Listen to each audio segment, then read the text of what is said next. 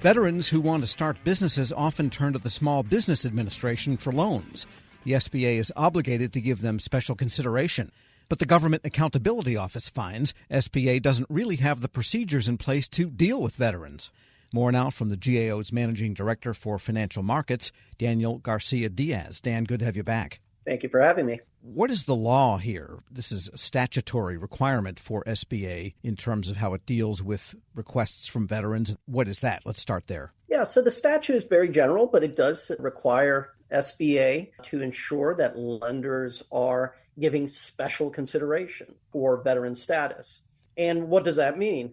That means a variety of things. And the regulations that SBA has implemented have focused on ensuring that lenders are responding to applications in a prompt manner. It also says in close questions where the lender may be kind of considering on the edge of approving or not approving, to give it a closer look and generally kind of try to work with the borrower to make a decision in favor of the borrower. But of course, we look at those regulations and any policies and procedures that SBA has in place, and we found that, well, they were as vague as what I just described. And so we were concerned on how the lenders are going to operationalize those requirements. And just how does this work? These are private sector lenders that have sanction from the SBA, or they have some kind of a dispensation, or are these loan programs among the SBA's many loan channels? Yes, so there are multiple programs. In this report, we looked at 3 different types of small business programs. And SBA relies on lenders and sometimes community development corporations as well to provide loans to the small businesses. And they're the ones, these private entities, are the ones that are doing the underwriting of these loans.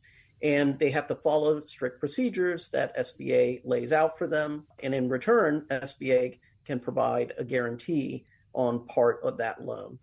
Got it. And this is a program that is long-standing. What prompted GAO to look at it at this point in history? Because these go back decades, right? They do. And there was congressional interest in ensuring that veterans have access to capital, and particularly capital that's coming from these federal resources.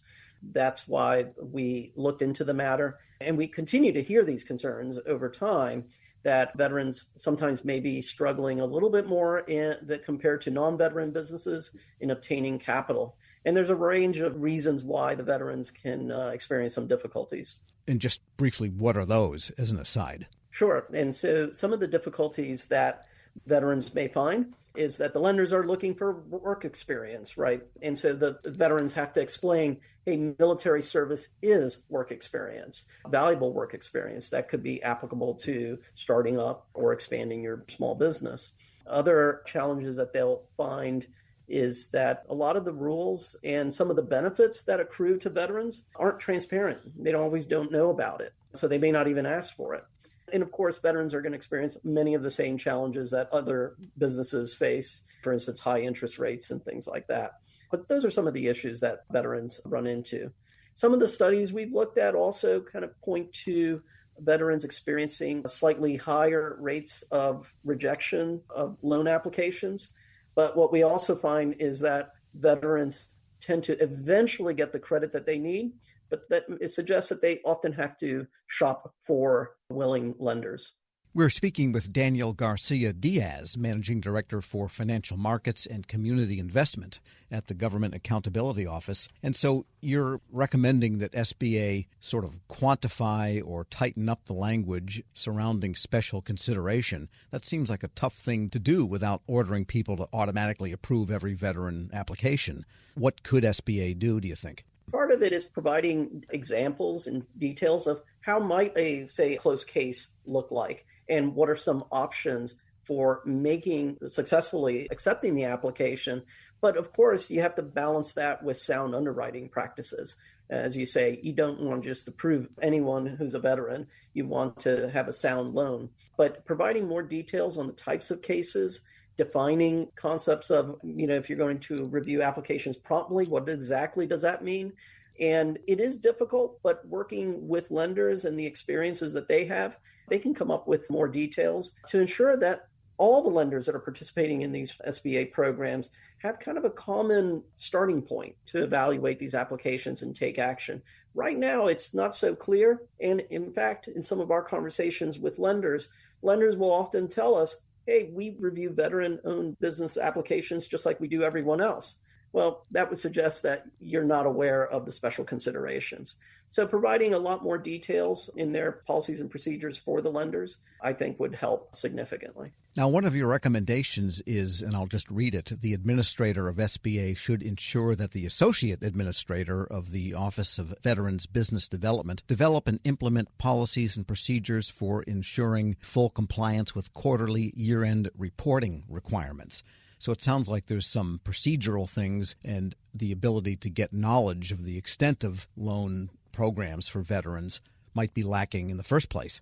Correct. And that recommendation focuses on SBA-supported outreach centers that are all over the U.S. Right now, there's about 28 of them, and they provide training and information to veterans on how to start up a business, how to grow your business. And these centers, and they can be nonprofits, they can be universities, they apply for a grant, they receive a grant from SBA to administer the outreach. They're supposed to set goals for themselves and report on whether they're achieving it to SBA. And what we found in 17 out of 21 cases that we looked at, that they weren't reporting their objectives, their targets, and whether they're meeting them. And so SBA really has to tighten their monitoring of these centers to ensure that they are delivering the counseling, the technical assistance, the training that they're being asked to do. And if the SBA does develop more precise language and use cases and so forth for the lending institutions to make solid the idea of preference for veterans, or special consideration, I should say, then what is the obligation of lending institutions to accept those and adopt them? Well, the lenders will, when they administer these programs, they are looking to SBA's policies and procedures because it's important for them to meet the rules of the program so that SBA will honor the guarantee if there should be a default. And so they are motivated to follow whatever instructions they get from SBA, and to the extent that SBA can provide a lot more clarity on what they mean by special considerations, that's going to help the lenders follow through on it. But of course, you have to supplement that with monitoring and oversight just in general over the lenders, which is also part of a bigger and broader issue at SBA. Right. Does SBA have the institutional capacity to do this level of scrutiny on a pretty big program, given everything Correct. else that's on the SBA's plate? Correct. And as we showed in the report, veteran-owned businesses receiving SBA assistance can account for anywhere between 2.1 and 5% of the loans made under these programs. It's an important population to keep an eye on, and of course, Congress flagged it for SBA, but it is one population among many that SBA has to be keeping tabs on. And what was SBA's reaction to this latest report? They generally agreed with all the recommendations, but interestingly, they also cited, regarding the special considerations language, that they really didn't think it was necessary, that they provide a lot of flexibilities, for lenders to implement those special consideration. But as we pointed out, and as we heard from the lenders, there's not a lot of clarity around this and how to operationalize it when you're underwriting a loan. Daniel Garcia-Diaz is Managing Director for Financial Markets and Community Investment at the GAO. Thanks so much for joining me.